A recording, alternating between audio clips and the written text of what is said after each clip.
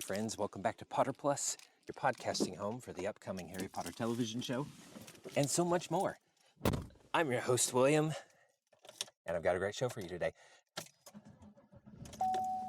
Coming up a little later, we're going to Ironton Wizardfest. I'm pretty sure that Cody and I had an absolutely bonkers and incredibly fun live show at Ironton Wizardfest, and the reason I'm pretty sure is I'm on my way there now. I'm heading up to the festival to be there for rope drop on day one to man my booth. Cody and his wife will be joining us there a little bit later, as will my wife and daughter. But this is the last one. This is the last Ironton Wizardfest. After I recorded the last time and told you all that Wizardfest was upcoming, they did officially announce that this was the last one. I did kind of have a feeling this was year 7.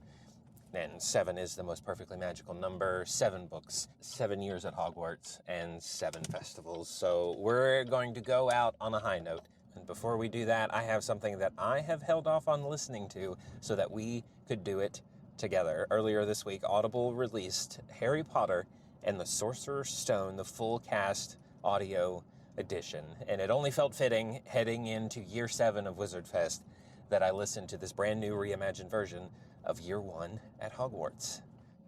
So I'm going to start up the audiobook to get in full wizard mode by the time I get to the festival, and we'll see you guys in a little bit. Chapter 1. The Boy Who Lived.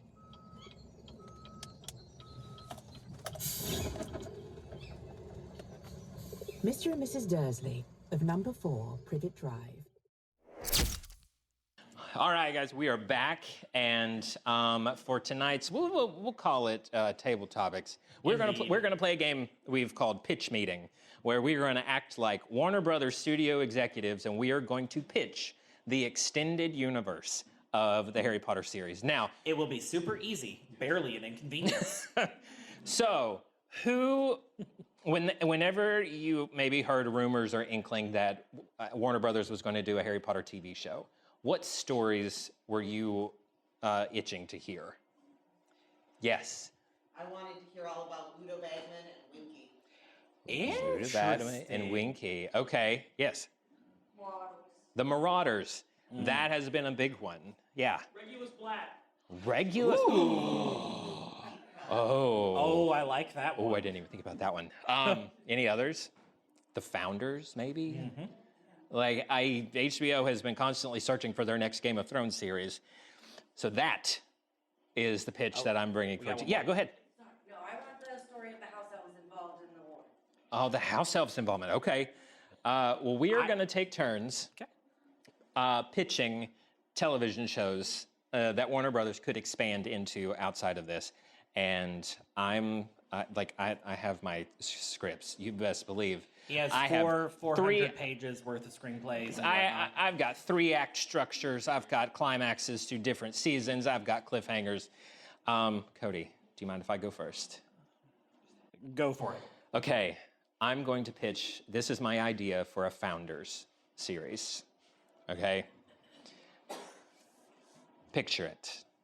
The British Isles, early Sicily, the British Isles, early 900s. Salazar Slytherin and his young family have moved from town to town, escaping the early flames of magical persecution. Never staying in one place for too long, he hides his wife and children away in a desperate bid to keep them safe and loved. After selling to a local apothecary, Slytherin witnesses a mob entering the city, but decides to return home. In doing so, he finds his house empty, his children hiding in a cupboard. One of them had slipped. A flicker of accidental magic, and the Muggles have witnessed, and his wife Brenna took the blame. By the time he reaches the town, she's already tied to the pyre. The crowd shouts, "The fire burns it away, by smoke and flame evil shall flee." He could stop it. He could unleash everything that he has, but then her voice cuts through the chaos, in his mind only. "Salazar, no." The flames rise, but something inside of him burns too. "Protect him. I do not fear death. Let me go, my love. I will wait for you beyond the veil." That's where our story begins. Those words shouted silently over the roar of a mob are the last things that Salazar Slytherin hears of his wife.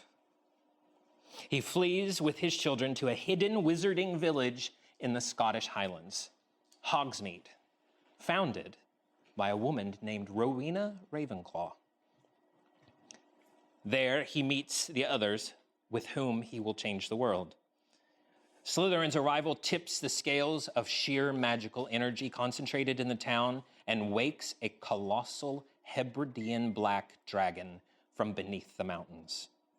This ancient beast proves too mammoth of a challenge for Slytherin and Ravenclaw. Slytherin sends for his longtime friend, Godric Gryffindor, whose prowess on the battlefield have become the stuff of legend. Ravenclaw sends for Helga Hufflepuff, who matches Gryffindor's power not in ferocity and bravery, but in compassion and loyalty. For days they battle, fire and stone, until they realize that they cannot kill it. So they decide to do the impossible.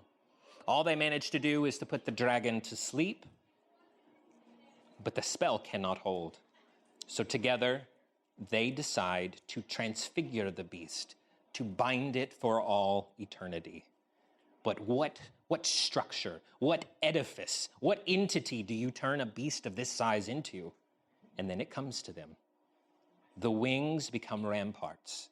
The scales turn to stone, and its heart still beats beneath the castle floors. And someone whispers the words that will become the motto of what we now know as Hogwarts. Draco dormiens nunquam titilandis.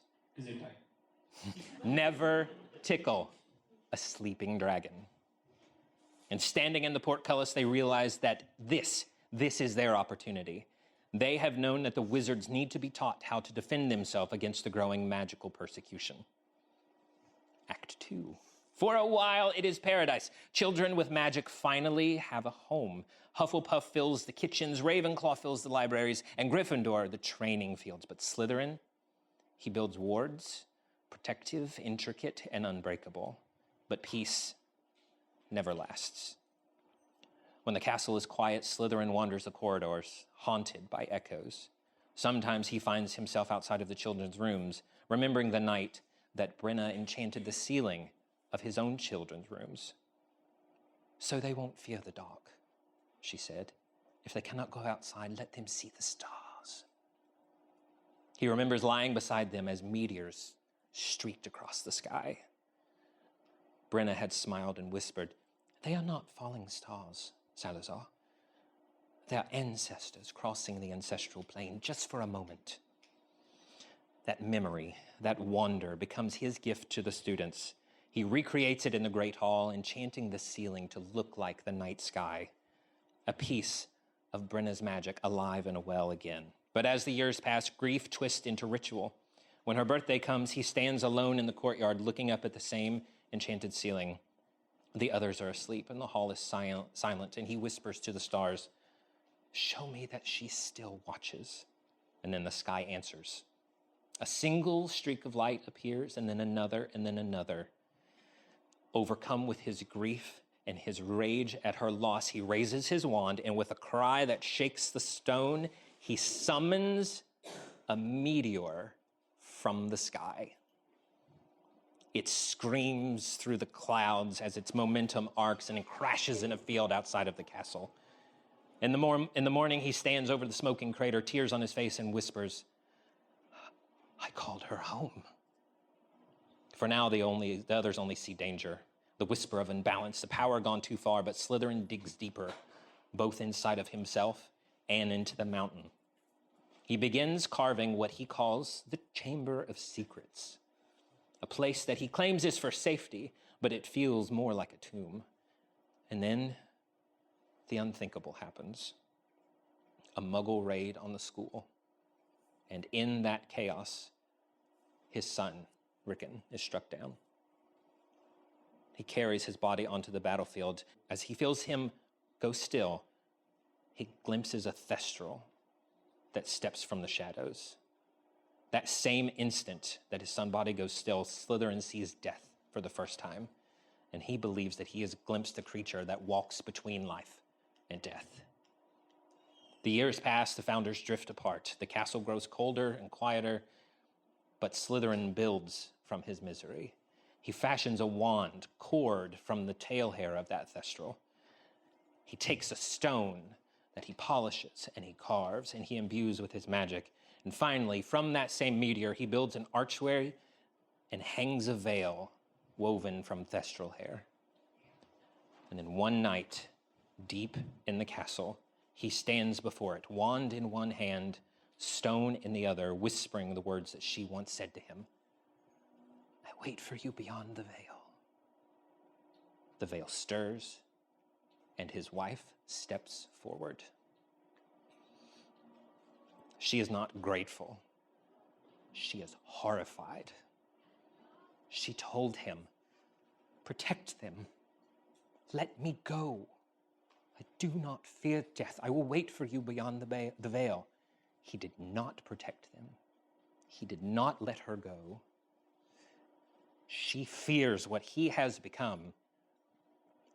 And so she turns to the creature he has bred in the chamber, speaks to it in parcel tongue, open your eyes.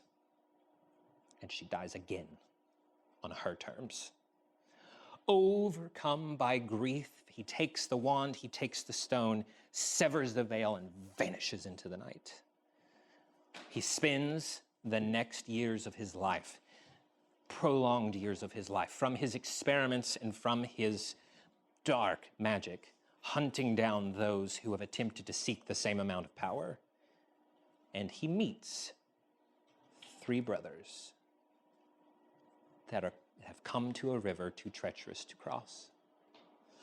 One of them fathered a child with his granddaughter and left her unfit to wed. So he hatches a plan. He meets them on the bridge, bestows the wand to the oldest brother, the stone to the one who left his granddaughter in desolation, but sensing purity of heart, the veil woven from thestral hair droops it around the 3rd brother. Finishing his mission, then he steps through the veil and joins his wife. End scene.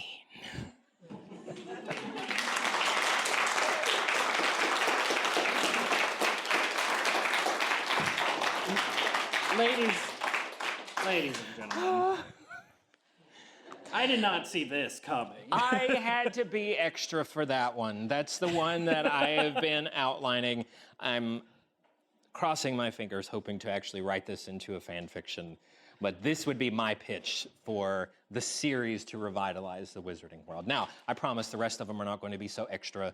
I'm going to take my dramatic flair off and... I'm the younger brother. I have to, clip his wings when he gets a little too extravagant. That was my long pitch. The rest of them, I promise, won't be that long. Now, what have you got, Cody? All right. Well, mine's a little less, full-on fan fiction. And more, I would say, as far as a serious pitch is concerned, may I first on your Founder series, may I add some casting recommendations? Sure. For it. So, Harry Potter and the Chamber of Secrets. When they talk about the story of the chamber, and we flash back to the falling out between Gryffindor and Slytherin, they should be played by none other than Sir Ian McKellen and Sir Patrick Stewart. Ian McKellen as Godric Gryffindor. Magneto and Charles Xavier. Yes. Sir Patrick Stewart as Salazar Slytherin.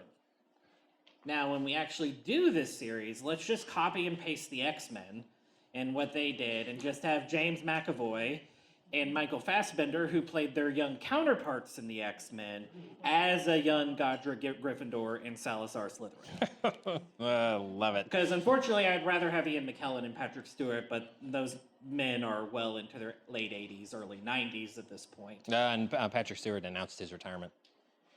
Dagnabbit. Okay. Sorry. Okay, what do you got? I think, for me, the life and times of Albus Dumbledore. Okay. So, and this is a more serious pitch. You've said for years you've wanted, Fantastic Beasts to come back. I do. And I think a better way forward is that we do a series of Dumbledore as the main character, starting from his younger days with Daedalus Diggle, moving forward, his friendship with Grindelwald, and then ultimately we come back to the Fantastic Beast era, and it climaxes with the battle they wrap that up. Okay, between Dumbledore and Grindelwald. Mainly because I just want sexy Dumbledore back, Jude Law, in the role. Was it Yumbledore? That was one of the names. Dumbledore. That's first I've heard of that one. And then Dumble Dang was another one that I had heard. Yeah. But I think with, getting them back, telling this story, kind of seeing where he comes from, might make maybe some of the consternation that some of us have over Albus Dumbledore make a little bit more sense, like why he's so manipulative, why he's so, if he's a little bit more, why wasn't he a little bit more honest with Harry? What were the moments down the line that led him to character? Because Rowling has said that Dumbledore's her favorite character. Yeah. Would you call it the Life and Times or the Life and Lies? That depends on whether or not we want Rita Skeeter involved. I want Rita Skeeter in everything. Yes, she's Rita such Skeeter a involved. Maybe have her as a narrator, sort of like Helen Mirren in the Barbie movie, just kind of sitting there in the background, just narrating what's happening. But I think get Jude Law back. Loved him in Skeleton Crew. I just need Jude Law in more things. That's just all I'm saying right now. Well, I had another one. We're calling it Flying High. Think this is Marauders, Mischief, and Mixtapes. Think of a John Hughes style coming-of-age story set in the wizarding world's most radical decade. A reminder that friendship and first love and mischief are universal. Picture this: 1976.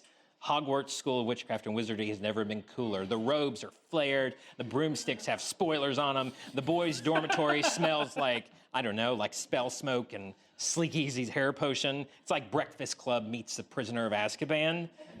All right, so Adam Driver is Severus Snape, obviously. Thank you. James is a star Quidditch player with more ego than sense. Sirius is a rebellious rich kid with a pure-blood dynasty who listens to Muggle rock just to annoy his parents. And Remus is the quiet genius holding a dangerous secret. And Peter's trying his best not to be the guy who fetches snack for the study groups. And then Lily Evans spins into the picture, transfers into advanced potions. James falls tragically head over heels in love with her. She's smart and fiery and way out of his league, and he decides to try and win her heart by impressing her with reckless heroics. Spoiler, it doesn't work. Meanwhile, the Marauders discover a mystery. I don't know, maybe the secret tunnels out of Hogwarts are being sealed by an unsuspected teacher. But first, the boys have to just survive detention. It all culminates in a ball that they host at the end. Everyone's got their big teased out hair and their big poofy sleeves on their dresses and on their dress robes. It's just, the story of the Marauders feels like a John Hughes movie already, and I need that full treatment. I want the film grain. I want the 80s soundtrack. There obviously has to be a synthesizer. Yeah, there has to be a synthesizer. Now, these are our rapid fire rounds. Are you ready? All right, yes. You go first. All right, so I based these on, I don't know if you guys follow the news, but it looks like WB might be up for sale.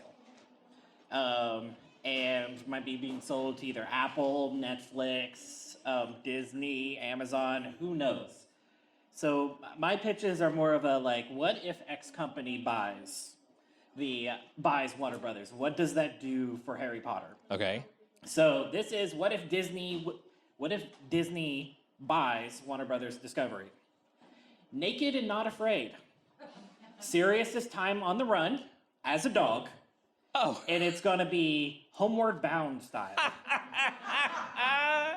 Are they going to animate his mouth? No, they did? If we're going full 90s, where the dog is just there and there's just some awkward narration that happens in the background. You could bring Gary Oldman back to play Sirius as a dog. You can play, and he falls in love with a dog. He just learns. He knows what it's like to be free and on the run. where was he that he was able to send that tropical bird to Harry, you know, that one time? Like, it's just this homeward bound style journey for him to try to reunite with his godson. And, you know, all of the things that scared Harry about the Grim was just complete accident. Yeah, he didn't mean it to come off that way. It was just an accident. But yeah, homeward bound style, Sirius's time on the run, naked and not afraid. Oh my gosh. Yeah. Well, I'm going to pitch St. Mungo's. Think Grey's Anatomy, but set in St. Mungo's. This one will be set in St. Mungo's Hospital for Magical Maladies and Injuries, and the series follow the newly minted trainee healer, Augustus Pye.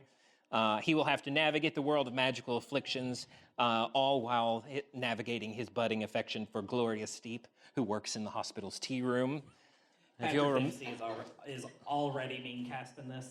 Right. So this is Augustus Pye is the one who Arthur Weasley talks into trying stitches whenever he was in the hospital, and just seeing it from his, you could even have the current cast line up with the show, and they could come in whenever he comes into the hospital, and that would be like your Chicago Fire or Chicago PD, like a crossover moment between the shows. What else do you got? All right, this is what if Spotify buys WB? It's going to be the Ronald Weasley experience. Basically, Ron Weasley hosts a podcast that talks about current events. Like the Joe Rogan? Yes. Basically a Joe Rogan style parody where he has slightly problematic politics, but he gets by with it because he's incredibly well-meaning, but much to the ever-loving consternation of his Minister of Magic wife, Hermione Granger. It's like super, super popular. Oh, gosh. All right, and this is my last one for our pitches. It's called Oh Fudge. Recently disgraced and ousted Minister of Magic Cornelius Fudge is forced to return to his hometown and work in his family's fudge shop. How does a big city government type adjust to small town politics, an overbearing mother, and a layabout brother, all while coping with his shop during the holiday season? Find out. Is this what if Hallmark buys Warner Brothers? The big city executive that returns to the hometown and falls in love with the lumberjack in the tree. No, this is Cornelius Fudge. Gosh. I've got, if Paramount buys Warner Brothers, CSI in CSEYE, Mad Eye Moody's time as an or. Oh, CSI. EYE, yes. I also got, let's see. You have a whole list of them. I've got a whole list. And then finally, what if the British government nationalizes the Harry Potter franchise and gives it to the BBC? Planet Muggle, a Planet Earth-style documentary narrated by Arthur Weasley about Muggle life. He is woefully wrong about everything, but he's just incredibly entertaining about it. Yes. All right, well, I think we will end it there. We'll be right back.